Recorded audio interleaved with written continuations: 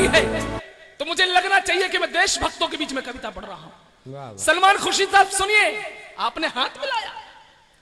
अच्छा होता तुमने मर्दों वाला काम किया होता, अच्छा होता तुमने मर्दों वाला काम किया होता, कटे जवानों के सिर पर कोई संकल्प लिया होता। अरे मौका था उस पापी को उत्तर दो टूक दिया होता, हाथ मिलाने से अच्छा था मुंह पर थूक दिया होता, हाथ मिलाने से अच्छा था।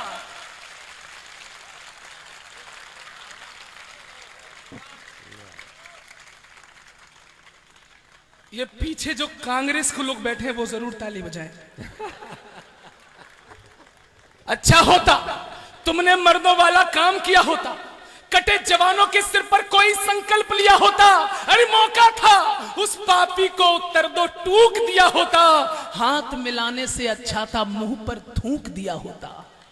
तुम्हारे पास मौका था क्योंकि तुम्हारे पास इतनी हिम्मत नहीं है कि पाकिस्तान में जाकर ये काम कर सको। अफजल और कसाब को फांसी पर चढ़ाकर मनमोहन सिंह जी ये समझ रहे हैं कि अगला परमवीर चक्र उनको ही मिलेगा।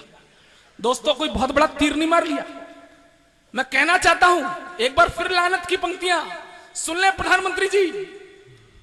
शर्म आती है कायरता के पन्ने फाड़ ना पाए।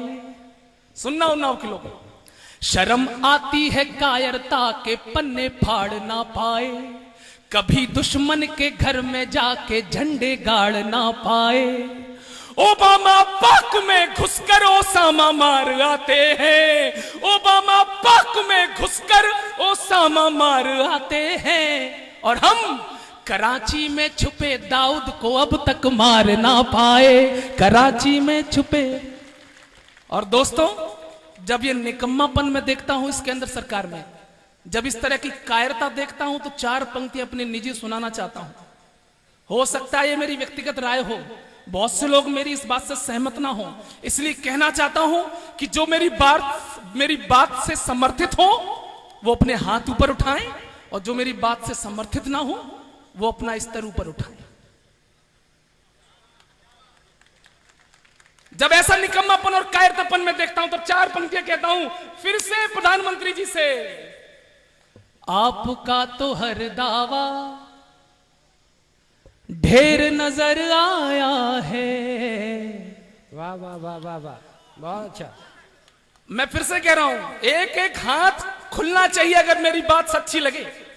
मैं फिर से कह रहा हूं, मैं अपनी बीवी का आदमी हूं, किसी पार्टी का आदमी नहीं हूं। तब सुने, आपका तो हर दावा ढेर नजर आया है, आपकी निगाहों में फेर नजर आया है। अब हाथ खुले, आपकी निगाहों में फेर नजर कवि सम्मेलन शुरू होगा, ध्यान देना। आपकी निगाहों में फेर नजर आया है, यूं तो है सियारों के झुंड बहुत दिल्ली में, यूं तो है सियारों के झुंड बहुत दिल्ली में, हमको सिर्फ मोदी में शेर नजर आया है।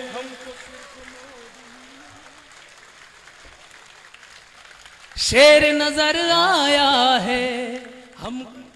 ये कविता नहीं है, मेरी व्यक्तिगत राय है। कल्पना करो, कल्पना करो अगर प्रधानमंत्री मोदी जी हो, जो भी कांग्रेस के लोग और दूसरी पार्टी के लोग बैठे, मैं क्षमा चाहता हूं, मैं केवल कल्पना कर रहा हूं। कल्पना करिए कि मोदी जी इस देश के प्रधानमंत्री हैं।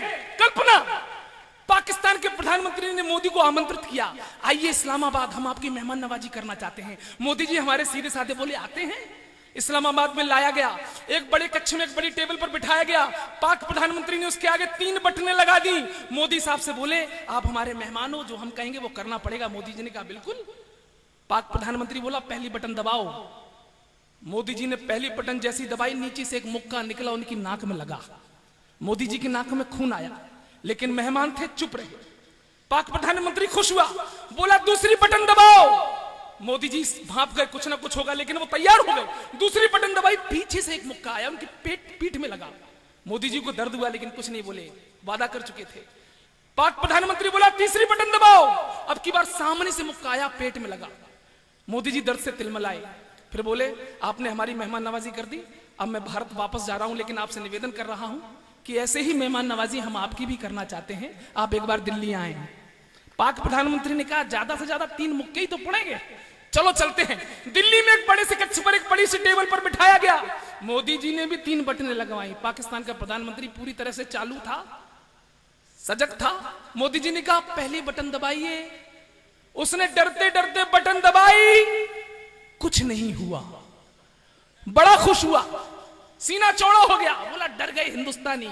मोदी जी ने कहा अभी कुछ नहीं हुआ, दूसरा बटन दबाओ। उसने दूसरी बटन दबाई, दोस्तों इस बार भी कुछ नहीं हुआ। अब तो वो खड़ा हो गया, बोला देखा पाकिस्तान पाकिस्तान पाकिस्तान है, हिंदुस्तान हिंदुस्तान है। मोदी जी ने कहा तीसरा बटन तो दबाई दो। अब उसने तीसरा बटन दबाया दोस्तों, तब भी कुछ नहीं हुआ। अब वो खड़ा हो गया, बोले काहे को फालतू में बुलाया जब आप लोग इतना डर गए थे, अब हमें आज्ञा दो, हम जा रहे हैं वापस पाकिस्तान। मोदी जी बोले कहां जा रहे हैं, अब पाकिस्तान बचा ही कहां।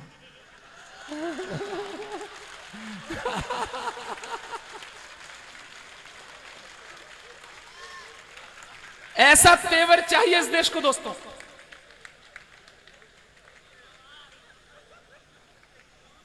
हम देखिए, मैं पिछले 4 वर्षों से आया हूं, मैं बहुत कुछ सुना चुका हूं। मैं चाहता हूं कुछ नई पंक्तियां सुनाऊं आपको। ये जो सरकारें, इससे हम बहुत पीड़ित हैं। हर तीसरे चौथे दिन देखना किसी ना किसी के दाम बढ़ते हैं, और सबसे ज्यादा कष्ट होता है आम इंसान को। मैं प्रधानमंत्री जी से हाथ जोड़कर रोकर ये पंक्तियां पढ़ता हूं। शिखा मिश्रा जी मोहब्बत की बात करती है इसी तरन्नुम में, मैं दर्द की बात कर रहा हूं। आसमां सर पे उठाने की जरूरत क्या थी, हे प्रधानमंत्री आसमां सर पे उठाने की जरूरत क्या थी, हमें अब और सताने की जरूरत क्या थी। अपनी अय्याशियों में थोड़ी कमी कर लेते, अपनी अय्याशियों में थोड़ी कमी कर लेते, तेल के दाम बढ़ाने की जरूरत क्या थी। तेल के दाम अच्छा बढ़ेंगे क्यों नहीं बढ़ेंगे। घोटाले पे घोटाले, पहले 2G, फिर 3G, फिर 4G, फिर कोल जी, अब जीजा जी। आनंद लेना दोस्तों, मिल करके मेरे मुल्क को जल्लाद खा गए। आपके दिल की पंक्तियां सुनाता हूं। वाह वाह, मिल करके मेरे मुल्क को जल्लाद खा गए, अच्छा। फरियाद जिनसे की थी वो फरियाद खा गए। सब कुछ तो नोच खा गए थे देश के नेता, सब कुछ तो नोच खा गए थे देश के नेता। जो कुछ बचा था सास व दामाद खा गए, जो कुछ बचा था सास व दामाद खा गए। एक बार सोनिया गांधी के सपने में महात्मा गांधी आए, बोले बेटा सोनिया, मैंने मरने से पहले कांग्रेस को कुछ चीजें सौंपी थी। सोनिया ने की बापू मैं भूल गई हूं। बापू ने एक एक आइटम गिनाना शुरू किया। आप लोग वो सारे आइटम याद रखोगे तो आपको आनंद आएगा। बापू ने कहा मैंने मरने से पहले कांग्रेस को अपनी टोपी, अपनी सादगी, अपनी ईमानदारी, अपना डंडा, चश्मा, बकरी, वो 3 बंदर दिए थे। कहां है सोनिया? सोनिया बोली बापू बिल्कुल मत घबराओ, सब कुछ सुरक्षित है। टोपी, टोपी तो राहुल पहना रहे हैं लोगों को। एक एक टिप्पणी समझ में आए तो ताली बजाना। टोपी तो राहुल पहना रहे हैं लोगों को, सादगी मेरे और प्रियंका के पास है। वाह, ईमानदारी स्विस और इटली बैंकों में सेफ है। बहुत अच्छा, बहुत अच्छा। चश्मा मनमोहन सिंह लगाए हुए हैं, और डंडा, डंडा आम आदमी की सेवा में लगा हुआ है। बाबा रामदेव की सेवा भी इसी डंडे से हुई थी। और बापू वो बकरी, वो तो हथनी हो गई। रहा 3 बंदरों का सवाल। इस महंगाई में मैं 3 बंदरों का खर्चा झेल नहीं पाई। मैंने 2 बंदर रिटायर कर दिए। एक बंदर पाल रखा है, वो मेरा खुद खून पीता है। हर दूसरे तीसरे दिन ऐसा बयान देता है कि भोपाल से लखनऊ, लखनऊ से दिल्ली तक बवाल आ जाता है। उस तीसरे बंदर का नाम है मध्य प्रदेश का पूर्व मुख्यमंत्री दिग्विजय सिंह। ऐसी स्थितियां हैं दोस्तों, तब इस देश की जनता कहती है कलम कागज, मैं भूल रहा हूं, देख लीजिए। कलम स्याही नजर अल्फाज के हर तार पे शक है। वाह वाह। अब इस सरकार पर यकीन नहीं, गजल सुनिए। अच्छा, बहुत अच्छा। आलम फैजाबादी, मैं गजल का आदमी नहीं, लेकिन गजल लिख दी है मैंने और अच्छी लिख दी है, सुनो। कलम स्याही नजर अल्फाज के हर तार पे शक है। खबर थी हिंद रोशन है, मुझे अखबार पे शक है। बहुत अच्छा, बहुत खबर अच्छा। थी हिंद रोशन है, वाह, वाह, वाह, मुझे अखबार पे शक है। अभी उत्तर प्रदेश में कुछ हुआ मंत्रिमंडल में, सुनना।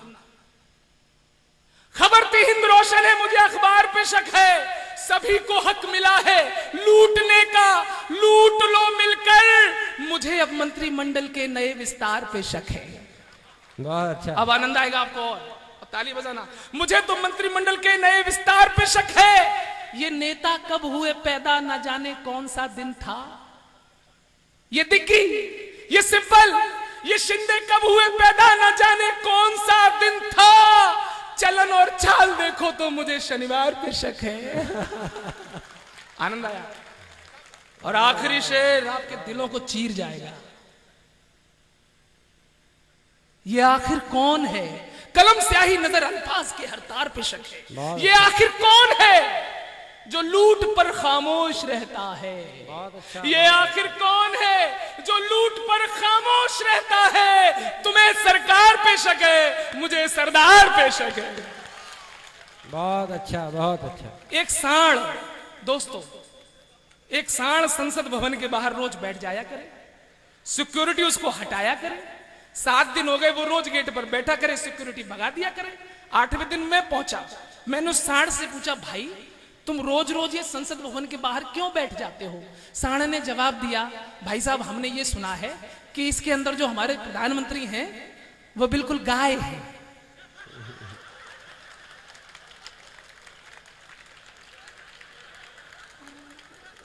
ऐसी व्यवस्था है दोस्तों। तब गौरव चौहान कविता पढ़ता है, इस पार्टी में एक युवराज है जिन्हें हम देश का प्रधानमंत्री बनाना चाहते हैं।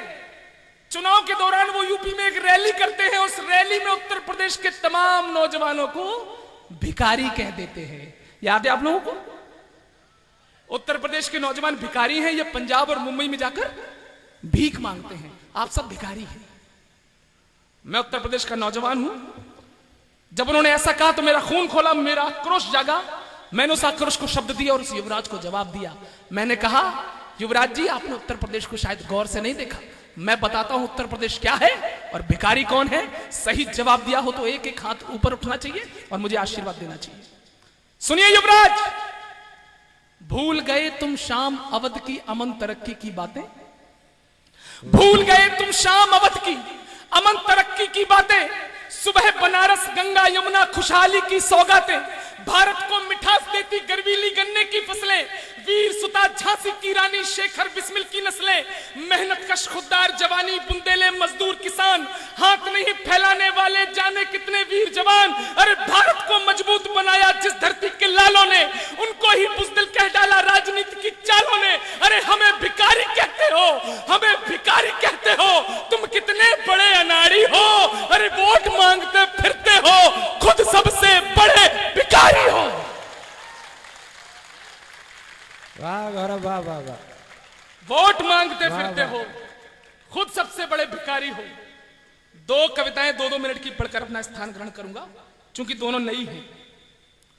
लोगों ने कहा युवराज को बयान देना नहीं आता, मैंने कहा जीवन भर वो ऐसे ही बयान देंगे।